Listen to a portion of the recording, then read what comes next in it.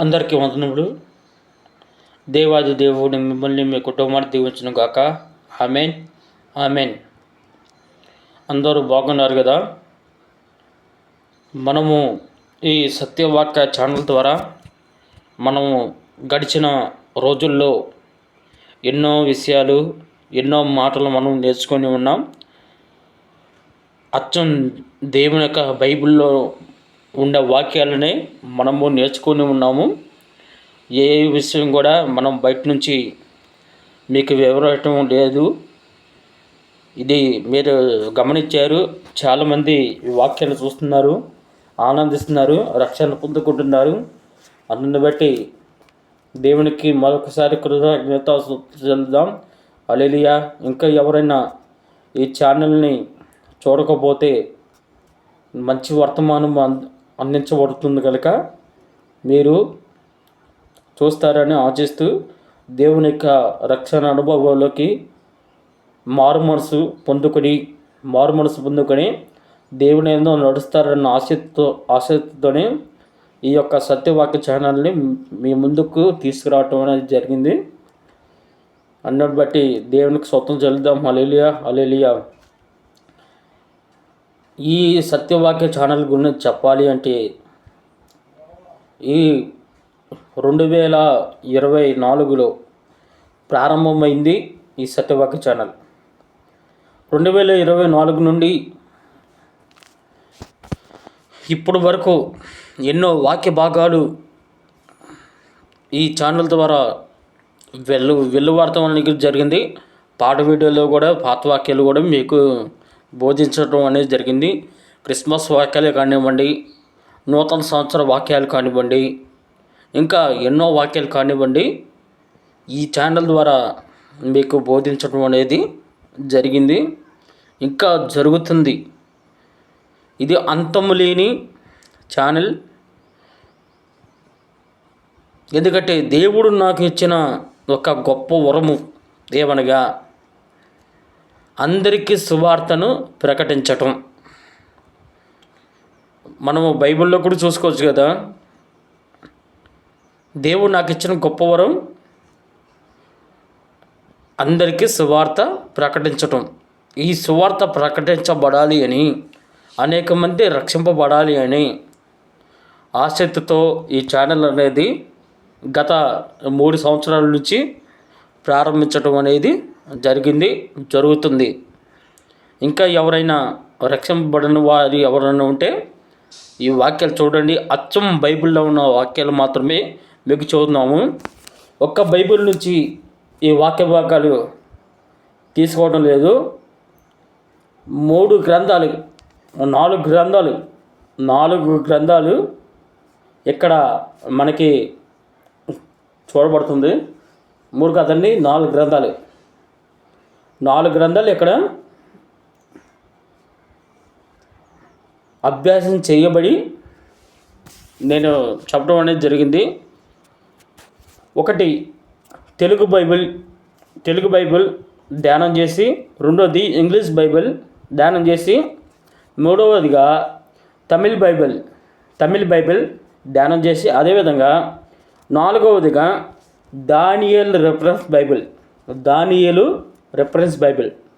ఈ 4 బైబిళ్ళు స్టడీ చేసి వాటిని అర్థం చేసుకుని వాటిలో ఉన్న ఈ 4 బైబిల్లో ఉన్న వేరియేషన్స్ అనగా వర్గీకరణలు ఒక పుస్తకంలో రాసుకొని ఎలా చెబితే జనాలు వింటారా అన్న ఉద్దేశంతో ఈ 4 బైబిళ్ళు స్టడీ చేసి మీకు చెప్పడం అనేది జరుగుతుంది. మరి ఏ పాస్టర్ కూడా ఇలా చేసి ఉండడేమో, 4 బైబిల్ స్టడీ చేసి. కానీ దేవుడు నాకు ఇచ్చిన వరము ఈ 4 బైబిల్లో చదివి అర్థం చేసుకొని మన మాతృభాషలో చెప్పే విధంగా నన్ను దేవుడు ఏర్పాటు చేసుకున్నాడు. అందుని బట్టి దేవునికి కృతజ్ఞతాస్తుతులు చెల్లిస్తున్నాను. ఆమేన్, ఆమేన్. ప్రార్థన చేసుకొని వాక్యోపదేశాలకి వెళ్దాం. తండ్రి కుమారునికి స్తోత్రాలు తండ్రి. అయ్యా, మమ్మల్ని ఎంతవరకు కాచి కాపాడినందుకు నీకు స్తోత్రాలు తండ్రి. ఈ ఛానల్ ద్వారా ఎంతమంది రక్షింపబడి అయ్యా ఆత్మపూర్ణులై అయ్యా ఎంతోమంది అయితే బాప్టిజం ఉన్నారో వాళ్ళని కూడా దీవించండి అయ్యా. అనేక మంది మరలా దిగి నడుపులాగిన అనేక మంది ఇచ్చేయండి అయ్యా. ఈ ఛానల్ ద్వారా సత్య వాక్యాలని మేము బోధిస్తూ ఉండగా అయ్యా, ఆ వాక్యాలు మా హృదయంలో నీరు కట్టి ఫలించేయండి.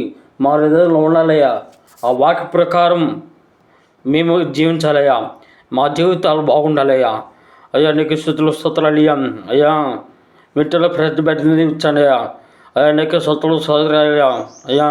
నాకు ఇచ్చిన భాగ్యానికై నీకు స్తోత్రం తండ్రి. అయ్యా వాక్యం చెబుతూ ఉండగా అయ్యా వాక్యానికి మీరు తోడుగా ఉండండి అయ్యా. నీ వాక్యాన్ని అయ్యా మేము బోధించలాగన మీకు మంది ఇచ్చామని ఎటువంటి తడబాటు లేకుండా బోధించే విధంగా చేయలాగన వెక్కుబుద్ధి ఇచ్చేయమని యేసు నామంలో అడిగినాం తండ్రి. Amen amen amen. మంచిది. ఇప్పటి వరకు మనము ప్రార్థన చేసుకొని ఉన్నాము. చిన్న ప్రార్థన అయినప్పటికీ దేవుడు నమ్ముకుంటే చిన్న ప్రార్థన కూడా మంచి ఫలితాన్ని అందజేస్తుంది అన్న విశ్వాసంతో మనము ముందుకు వెళ్దాం. చూడండి, మనము గడిచిన కొన్ని వీడియోల్లో మనము నేర్చుకున్న విషయాలు ఏంటంటే భస్మ బుధవారం మొదలుకొని మనం ప్రారంభించుకున్న రోజులు అనగా ఉపవాసము 40 రోజులు ఉపవాసం ఎందుకు చెయ్యాలి, ఎలా చెయ్యాలి అన్న ఒక వీడియో. అదేవిధంగా అక్కడి నుంచి మనము ఆ 40 రోజులు ఏమి జరిగింది, బైబిల్ ఆ 40 రోజుల గురించి ఏం చెబుతుంది, అదేవిధంగా నోవాబు వర్షాలు 40 రోజులు పడ్డాయని అంటే పాత్రను మోసి కొత్త ఆరంభమైందని, అదేవిధంగా సీనాయి పర్వతంపై 40 రోజులు మోసే ఉండి దేవుని ఆజ్ఞలను పొందుకున్నాడని, అదేవిధంగా ఇశ్రాయేలీలు 40 సంవత్సరాలు అరణ్యంలో ఉన్నారు అని అంటే విశ్వాస పరీక్ష ఎదుర్కొన్నారు అని, అదేవిధంగా ఏలియా 40 రోజులు ప్రయాణం చేశాడని చేసి కూడా దేవుని యొక్క బలాన్ని పొందుకున్నారని మనము చూసాం. ఈరోజు మనము గొలియాతు గురించి నేర్చుకోబోతున్నాం. అందరూ తెలిసిందే అండి గొలియాతు. అసలు గొలియాతు ఎవరు, అసలు ఈయన గురించి మనము ఎందుకు తెలుసుకోవాలి అన్న విషయాన్ని ఒకసారి మనము ధ్యానం చేసుకుంటే చూడండి, మొదటి సమూయేలు మన పాత నిబంధనలోనే మొదటి సమూయేలు 17వ అధ్యాయము 16వ వచనం చూసినట్లయితే, మొదటి సమూయేలు 17వ అధ్యాయము 16వ వచనం చూసినట్లయితే, ఆ ఫిలిప్పీయుడు ఉదయమునను సాయంత్రమునను బయలుదేరుచు 40 దినములు తన్ను తాను ఆకుపరుచుకొనుచు వచ్చాను. హల్లెలూయా. చూడండి, ఇక్కడ ఈ గొలియాతు ఎవరు అని విషయానికి వస్తే ఆయన ఒక ఫిలిప్తీయుడు. ఆయన ఎవరమ్మా? గొలియాతు ఎవరు? ఫిలిప్తీయుడు. ఆ ఫిలిప్తీయుడైన గొలియాతు మనం పాత నిబంధనలు కొత్త నిబంధనలు ఫిలిప్తీ అంటాం చూసావా? ఆ ఫిలిప్తీ చెందినవాడే ఈ గొలియాతు. చూడండి, అసలు గొలియాతు ఎవరు, అసలు ఎందుకు తెలుసుకోవాలి మనం అంటే ఇక్కడ చూడండి మనం ఎలా తెలుసుకోవాలి. చూడండి, ఫిలిప్తీ వీరుడు గొలియాతు. గొలియాతు బైబిల్లో ప్రసిద్ధ ఫిలిప్తీయ వీరుడు. ఫిలిప్తీయ వీరుడు ఆయన గురించి తెలుసుకోవాలి అంటే మొదటి సమూయేలు 17వ అధ్యాయము మనము చదువుకోవాలి. మొదటి సమూయేలు 17వ అధ్యాయం మొత్తము మనము చదువుకుంటే ఆ గొలియాత్ ఎవరనేది, అసలు ఏం జరిగింది అనేది మనము చూడవచ్చును. ఇక్కడ 17వ అధ్యాయము 16వ వచనం మనం తీసుకొని ఉన్నాము. గొలియాతు గురించి ఎన్నో మాటలు బైబిల్లో రాయబడి అయినప్పటికీ మనము ఆ 40 రోజులు ఏమి జరిగింది అన్న దాని మీదే మనము ఫోకస్ పెడతాం అనేది జరుగుతుంది. చూడండి, గొలియాతు వివరాలు చూసినట్లయితే అసలు గొలియాతు ఎలా ఉంటాడు అంటే ఏ రకంగా ఆయన్ని బైబిల్లో వర్ణించారు అన్న మాటని చూస్తే చూడండి, గొలియాతు యొక్క వివరాలు చూడండి. గొలియాతు గాడు నుండి వచ్చిన బారికాయుడు. హల్లెలూయా. ఇక్కడ చూడండి, గొలియాతు ఎవరో కాదండి. ఎవరో అనుకున్నా, గాదు అంటే గాతు అనే ఒక ప్రాంతము, గాతు అనే ఒక దేశం నుంచి వచ్చిన బారికాయుడు అనక కూరుడు బారికాయుడు అంటే కూరుడు, విషంతో నిండి ఉన్నవాడు. అతని ఎత్తు 9 అడుగులకు పైగా ఉంది. చూడండి, గొలియాతు ఒక ఎత్తు అంటే తెలుసా? 9 అడుగుల కన్నా పైగా. 9 అడుగుల కన్నా పైగా. అందుకనే దావీదు చిన్నవాడు, గొలియాతు పెద్దవాడు. కానీ ఏం జరిగింది? దావీదు వేసిన ఒక రాయి వల్ల అంత పెద్దవాడేకి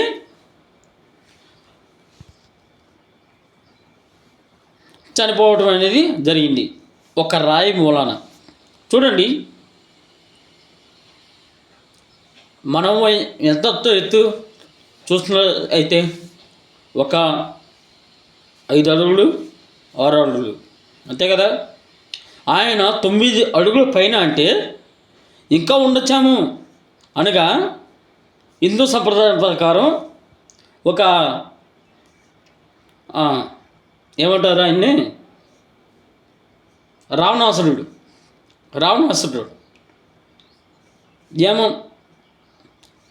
అలా ఉండొచ్చాము మనం చెప్పలేం. కానీ బైబిల్ చెబుతుంది 9 అడుగుల కన్నా ఎక్కువ అని. చూడండి, అతడు భారీ కవచాలు గలవాడు ఆయన గొలియాతు.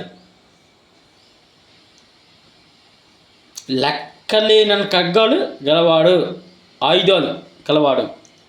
ఈట, కత్తి మొదలైన ఆయుధాలతో ఇశ్రాయేల్ సైన్యాన్ని చూడండి. ఆయన యొక్క ఖడ్గం అంటే తెలుసా? ఈట కత్తి మొదలైన ఆయుధాలు ఇంకెన్నున్నాయో, వాటిలో ఈట ఒకటి, కత్తి ఒకటి. 40 రోజులంట ఇశ్రాయేల్ సైన్యాన్ని ఏం చేశాడు? ఎగతాళి చేశాడు. చూడండి, ఎగతాళి చేయటం ఏంటండి? ఇశ్రాయేలుని నేనే బలవంతుడును, నేనే అందరికన్నా శక్తివంతి వారిని అని వెర్రవేగటం, వీరత్వం చూపించుకోవటం.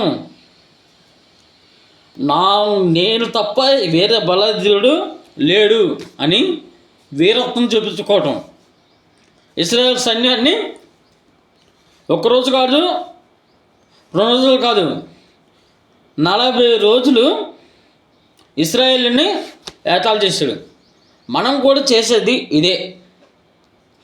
ఏం తెలుసా? ఎదుటి వాడు కింద స్థాయిలో ఉంటే అనగా ఇబ్బందుల్లో ఉంటే, మోసపోయి ఉంటే, ఇబ్బందుల్లో ఉంటే మోసపోయి ఉంటే మనము వాడిని ఏమంటాం? ఎగతాళి చేస్తాం. ఉండాల్సిన ఎత్తు కన్నా తక్కువగా ఉంటే, అర్థం చేసుకోండి, ఒక మనిషి ఎదగాల్సిన ఎత్తు కన్నా కొంచెం తక్కువగా ఉంటే, అంటే పొట్టి కదండి, పొట్టిగా ఉంటే వాళ్ళని ఎగతాళి చేస్తాం. చదువులో వెనకబడి ఉంటే ఎగతాళి చేస్తాం. గొల్లియాతు లక్షణాలు కూడా మనలో ఉన్నాయి. ఎగతాళి, ఎదుటి వాళ్ళని చూసి ఎగతాళి చేయటం. చూడండి, ఎవరు కూడా ఎగతాళి చేయవద్దు. ఎగతాళి చేయడం మంచిది కాదు. నువ్వైన మనిషివే, నేనైనా మనిషిని. ఆ ఎగతాళి అనేది గొల్లియాతు లక్షణాలు మనలో ఉండకూడదు. అందరిని సమానంగా చూడాలి. చూడండి, అసలు గొల్లియాతుకి దావీదుకి ఉన్న సంబంధం ఏంటి అంటే, బైబిల్ చెబుతుంది, చిన్న గొర్రెల కాపరి దావీదు. ఎవరమ్మా? చిన్న గొర్రెల కాపరి. విశ్వాసంతో వచ్చి ఒడిశాలలో రాయి విసిరి, చిన్న గొర్రెల కాపరి దావీదు. చూడండి, చిన్న గొర్రెల కాపరి దావీదు.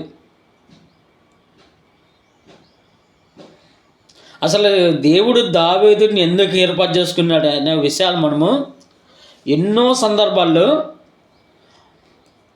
చర్చిలో మనం నేర్చుకున్నాం, ఎక్కడన్నా కూడికల్లో మనం నేర్చుకుంటున్నాం.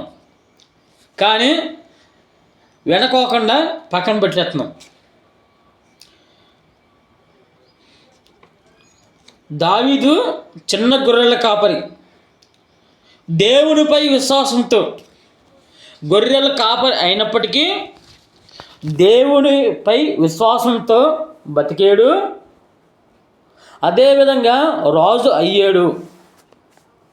దేవునిపై విశ్వాసంతోనే రాజు అయ్యాడు. ఇక్కడేమంటున్నాడు? గొల్లియాతుని ఎలా చంపాడు చూడండి. దేవునిపై విశ్వాసంతో వచ్చి ఒడిశాలలో రాయి విసిరి గొల్లియాతు మెరుకును తాకి అతన్ని చంపాడు. హల్లెలూయా. ఇక్కడ చూడండి, ఒడిశాలలో రాయిని విసిరి గొల్లియాతు అనగా గర్వంతో నిండిపోయిన ఒక మనిషి, ఎగతాళి చేసిన ఒక మనిషి,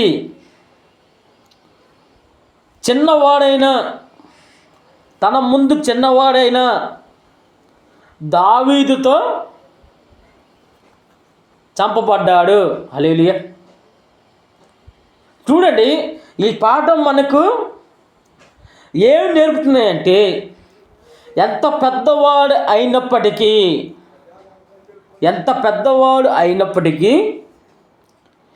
దేవుని శిక్షించే శిక్షలో అందరూ చిన్నవాళ్ళే.